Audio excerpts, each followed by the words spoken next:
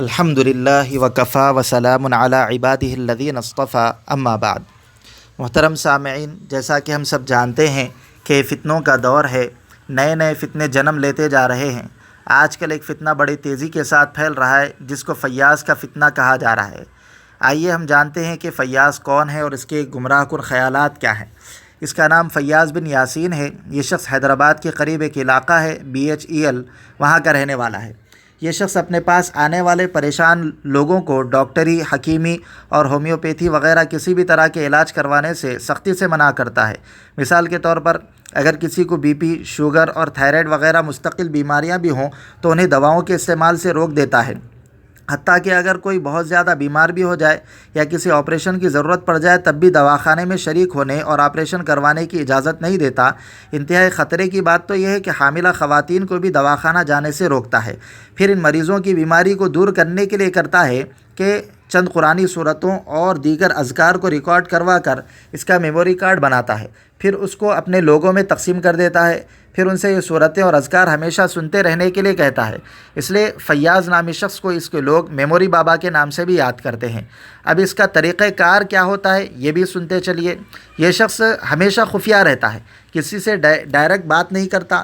اس سے تعلق رکھنے والے افراد کی گھروں پر میٹنگیں بھی ہوتی ہیں، اس میں افراد اپنی سہولت سے شریک ہوتے ہیں۔ شریک ہونے والوں سے مجلس کا ایک ذمہ دار ان کی روداد معلوم کرتا ہے، یعنی جو کچھ تم صورتیں اور اذکار سن رہے ہو اس کا تمہیں کیا فائدہ ہوا، ہفتہ اور مہینہ بھر میں تم نے کتنے لوگوں تک یہ بات پہنچائی، وغیرہ وغیرہ۔ مجلس میں آنے والے افراد اپنے خواب بھی بیان کرتے ہیں، پھر اس مجلس کی کارروائی کی آڈیو ریکارڈنگ کر کے فیاض تک پہنچائی جاتی ہے اور وہ اپنے نمائندوں کے واسطے سے کچھ باتیں ان کو بتا دیتا ہے۔ بہرحال اس طرح کی میٹنگوں سے اندازہ ہوتا ہے کہ مسئلہ صرف بیماری اور علاج کا نہیں ہے بلکہ علاج کے نام پر فتنہ پھیلانے کا ہے۔ اس شخص کا معاملہ اس لیے بھی مشکوک ہے کہ یہ منظر عام پر نہیں آتا اور نہ ہی کسی سے ڈائریکٹ فون پر بات کرتا ہے۔ مرد ہوں یا خواتین سب سے فون پر کانفرنس کال کے ذریعے ہی بات کرتا ہے۔ اس نے اپنے کئی ایجنٹ پھیلا رکھے ہیں۔ پریشان حال مسلمان ان ایجنٹوں کے رابطے میں آتے ہیں اور ان کو فیاض کی ہدایات بھی انہی کے واسطے سے ملتی ہے۔ اس لیے موصوف فیاض کو انڈر گراؤنڈ بابا کے نام سے بھی جانا جاتا ہے۔ اب اس کے گمراہ کن خیالات کیا ہیں وہ ہم آپ کو بتاتے ہیں، غور سے سنیں۔ اس کے بارے میں صحیح بات تو یہی ہے کہ قرآن کے نام پر علاج تو صرف ایک بہانہ ہے، اصل نشانہ پریشان حال مسلمانوں کا عقیدہ اور ایمان ہے۔ یہ شخص قرآنی آیات کے ذریعے علاج کم کرتا ہے لیکن اپنے گمراہ خیالات کو زیادہ پھیلا رہا ہے، اور یہی اس شخص کا اصل مقصد اور منشا بھی ہے۔ اس کے گمراہ خیالات کی ایک دو مثالیں ہم آپ کے سامنے پیش کرتے ہیں۔ فیاض اپنے سے تعلق رکھنے والے افراد سے گفتگو کے دوران یہ کہتا ہے کہ ایمان اصل میں میری پیروی کرنا اور اللہ کی پیروی کرنا ہے۔ میری اطاعت نہ کرنے والے پر گمراہی کی مہر لگ چکی ہے۔ میری اطاعت کے بغیر نماز اور حج کی عبادتیں بھی بیکار ہیں۔ ایک خاتون نے اس کی باتوں کو جھٹلایا تو کہا، ایمان کا راستہ بتانے والے پیغمبر کو تم نے جھٹلا دیا، اور کہتا ہے مجھے نہیں ماننا ایمان کی جھوٹی گواہی دینا ہے۔ جو میری اطاعت نہیں کرے گا میں اس کو آخرت میں نہیں بچا سکتا۔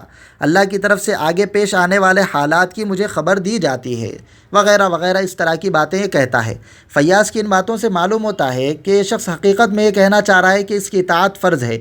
اس طرح کی سوچ ختم نبوت کے عقیدے کے بالکل خلاف ہے، اس لیے کہ ختم نبوت کا مطلب تو یہ ہے کہ حضرت نبی کریم صلی اللہ علیہ وسلم آخری نبی ہیں اور آپ پر نبوت اور رسالت کا سلسلہ ختم ہو چکا ہے۔ اللہ تعالیٰ کا ارشاد ہے، محمد تم میں سے کسی مرد کے باپ نہیں لیکن وہ اللہ کے رسول اور سب نبیوں کے سلسلے کی آخری کڑی ہیں۔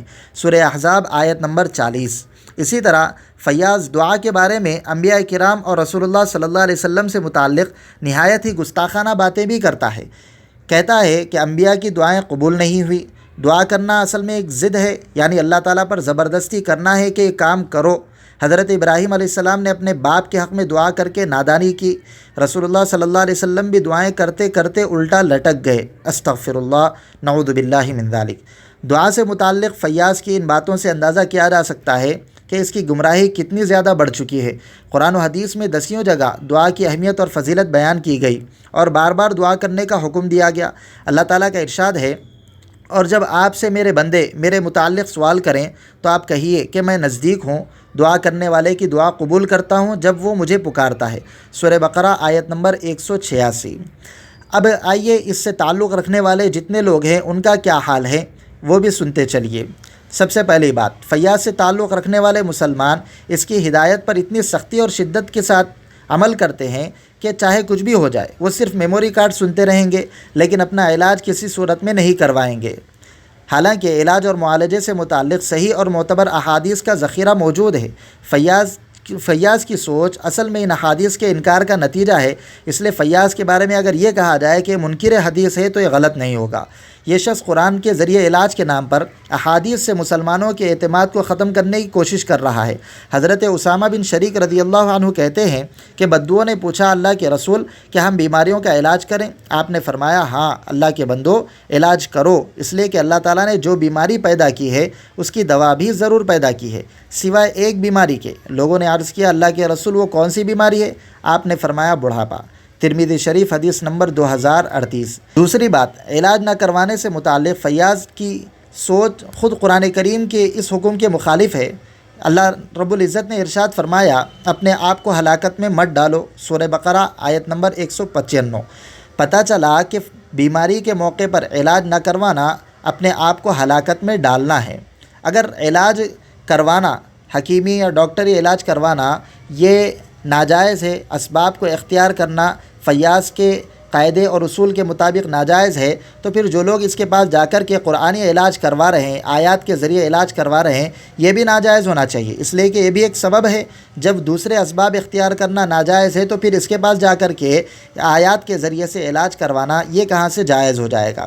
تیسری بات، علاج کے اخراجات کی مکمل استطاعت اور گنجائش رکھنے کے باوجود علاج نہ کروانا ایک طرح سے خودکشی کرنا ہے، اور ہر مسلمان اچھی طرح جانتا ہے کہ اسلام میں خودکشی کرنا حرام ہے، اس کو گناہ کبیرہ قرار دیا گیا ہے۔ حضرت ابو ہریرہ رضی اللہ عنہ سے روایت ہے اللہ کے نبی نے ارشاد فرمایا اگر کوئی شخص پہاڑ پر سے لڑکا کر اپنے آپ کو ہلاک کر ڈالے تو قیامت کے دن وہ جہنم کی آگ میں ہمیشہ کے لیے گرتا رہے گا، بخاری شریف حدیث نمبر 5778۔ چوتھی بات، علاج نہ کرانا قرآن و حدیث کی صاف اور واضح تعلیمات کے مخالف تو ہے ہی، اس کے ساتھ ساتھ ملک کے قانون کی بھی مخالف ہے۔ قرآن و حدیث کی تعلیمات پر عمل نہ کرنے کی بنا پر آخرت میں تو گناہ ہوگا ہی، دنیاوی اعتبار سے بھی مجرم قرار دیا جائے گا۔ پانچویں بات یہ ہے کہ قرآن کے ذریعے علاج کے نام پر فیاض سے وابستہ بعض افراد کہتے ہیں کہ ہمیں قرآن مجید کی صورتیں سنتے رہنے سے صحت ہو گئی اور ہماری بیماری دور ہو گئی۔ یہ دراصل اپنی غلطی اور گمراہی پر جمے رہنے کا ایک دھوکہ اور فریب ہے، اس لیے کہ ایک سچے مسلمان کے لیے صحت اور تندرستی سے زیادہ ایمان کی بقا اور سلامتی یہ بہت زیادہ معنی رکھتی ہے۔ یاد رکھیے ایمان کے ساتھ چند دن کی زندگی کفر اور گمراہی والے علاج سے ملنے والی 100 سالہ صحت مند زندگی سے 1000 درجہ بہتر ہے۔ آخر میں ہم یہی کہیں گے کہ دیکھو مسلمانوں کی ذمہ داری ہے کہ وہ اس نئے فتنے سے ہوشیار اور چوکنا رہیں، اور جو لوگ اس سے متاثر ہو چکے ہیں ان سے بھی ہم یہی کہیں گے کہ فی الفور فیاض سے بیزاری اور بے تعلقی کا اعلان کریں۔ اس میں ہم سب کے ایمان کی، عقیدے کی حفاظت ہے اور دنیا اور آخرت میں کامیابی بھی ہے۔ اللہ تعالی ہم تمام کو دین کی صحیح سمجھ عطا فرمائیں، آمین۔ والسلام علیکم ورحمۃ اللہ وبرکاتہ۔ تمام دوست احباب سے درخواست ہے کہ ہمارے یوٹیوب چینل تحفظ شریعت کو سبسکرائب ضرور کریں اور بیل آئیکن کلک کرنا نہ بھولیں۔